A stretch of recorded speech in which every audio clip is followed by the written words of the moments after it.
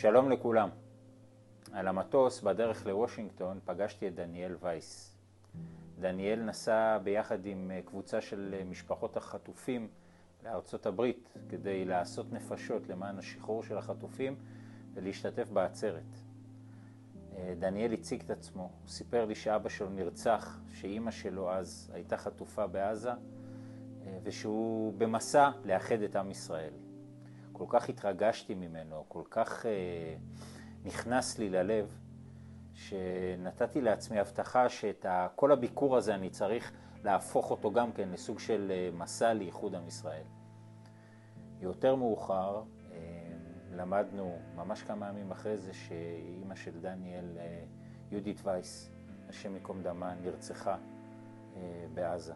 בעקבות השיחה שלי עם דניאל ובעקבות לימודי הקבלה, שאני לומד כבר למעלה מ-15 שנה מדי בוקר, את הנאום הראשון שלי בכנס בפני חברי קונגרס, חברי סנאט מארצות הברית ופרלמנטרים יהודים מכל העולם, הקדשתי לנושא של החיבור בעם ישראל.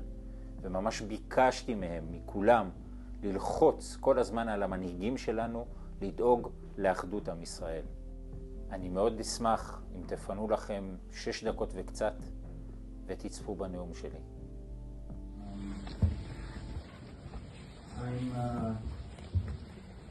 Boaz and myself came from Israel,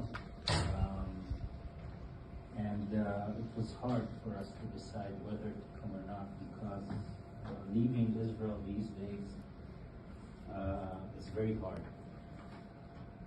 I would like to convey with you, if I can, what it means for a simple Israeli, what he feels happened on October 7th. And I'm not going to talk to you about the horrors. I'm not going to talk to you about, probably about all the things you already heard. What happened on October 7th is that we lost for almost a day control on some parts of the state of Israel. We need to be very straightforward in saying that. Our people were massacred.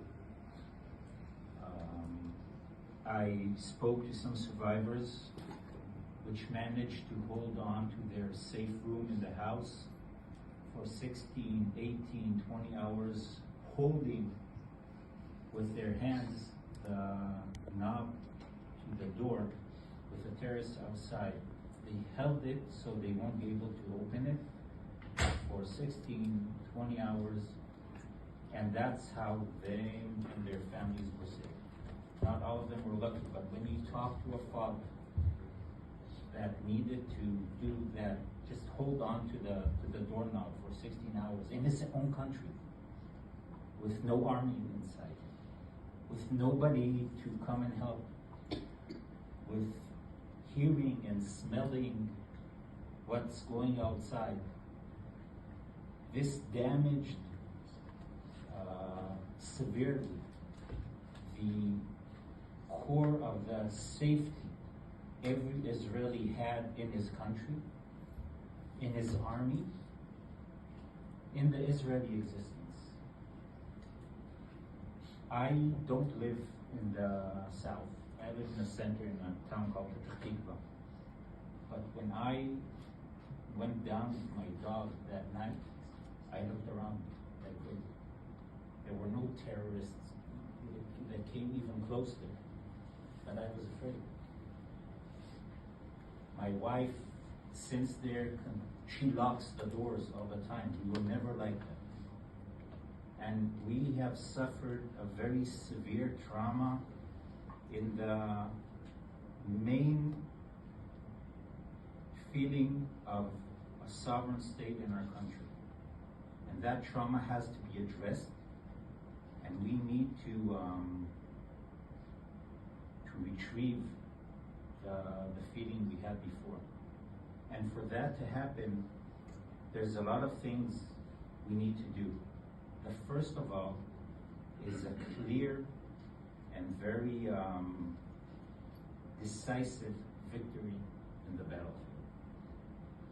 We cannot leave it to even a slight of a doubt who won with the amount of casualties we suffered, with our women being raped, with our babies being decapitated in front of their parents.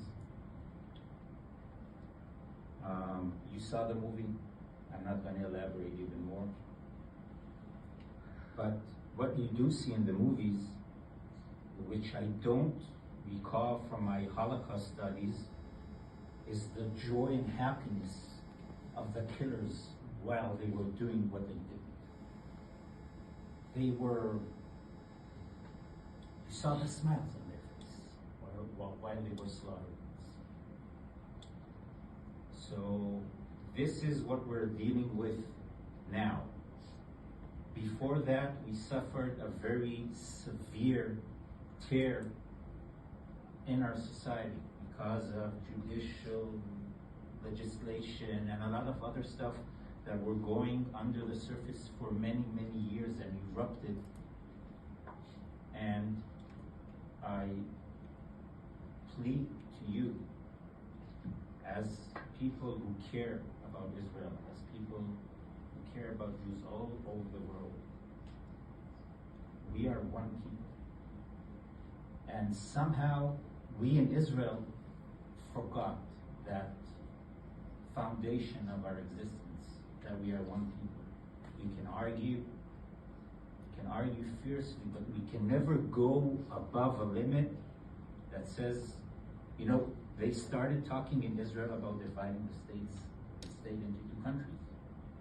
I don't know if all of you know that, but there were some movements already starting saying maybe we need to divide Israel into two countries. So you need, regardless of, I mean, you are doing whatever you can, you know, with the hostage situation and everything, but you need to put pressure on our leaders, wherever they come, no matter what party they come from. The unity of the Jewish people, the unity of the Israeli society is the most important thing we have. We have nothing if we don't have that. Exactly. So, if I have anything to ask from you, is that you keep reminding our leaders that this is the most important task they have. After they finish whatever they need to do in the battlefield, they have to reunite the Israeli society.